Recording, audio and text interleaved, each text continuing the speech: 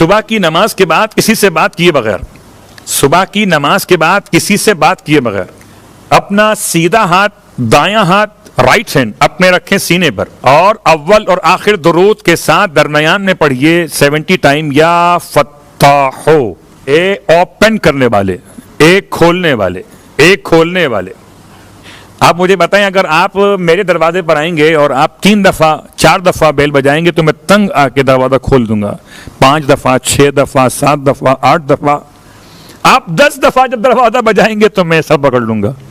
खैरियत तो है, क्या हो गया, कयामत आ गई। तो अगर किसी से दरवाजा खुलवाना हो, इमाम फरमाते हैं किसी दरवाजे को बार बार नॉक करोगे तो बिल आखिर खुल जाएगा। ये 70 मरतबा इमाम के अल्फाज हैं, इससे ज्यादा भी कर सकते हो। या फत्ता,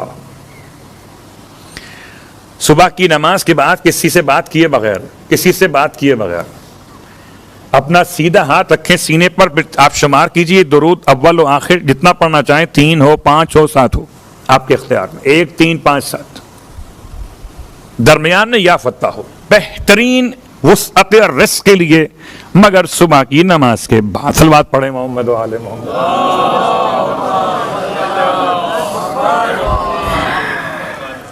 सवाल के जवाब ऐसे हो गए, रिज़्क़ अल्लाह की तरफ से, कोशिश हमारी तरफ से। मालम तुक़द्दिर ली फ़ीह रिज़्क़ा फ़ला तुअन्निनी। इशा की नमाज के बाद की ताक़ीबात, ए खुदा मुझे मुश्किल में मत डालना कि मैं वहां रिज़्क़ तलाश करूं जहां तूने मुक़द्दर किया ही ना। अल्लाह अकबर। तो क्या ख्याल है आपका, क्या हर बिजनेसमैन कामयाब हो जाता है? क्या हर जॉब तलाश करने वाला जॉब तलाश करके कामयाब हो जाता है? नहीं। क्या हर दिन में मेहनत करने वाला मेहनत का सिला मेहनत के लिहाज से पा लेता है? नहीं, मेहनत करता है अपने लिहाज से, फिर उसे रिज़्क़ मिलता है खुदा की मर्जी के एतबार से। इसका मतलब क्या था? लैसा लिल इंसानी इल्ला मा सआ। मतलब यह था कि अपनी सही और कोशिश कम करके ज्यादा का ख्याल मत करना। जितनी सही करोगे खुदा हो सकता है यहां पूरा दे दे, वरना आखिरत पे तुम्हें अता कर देगा।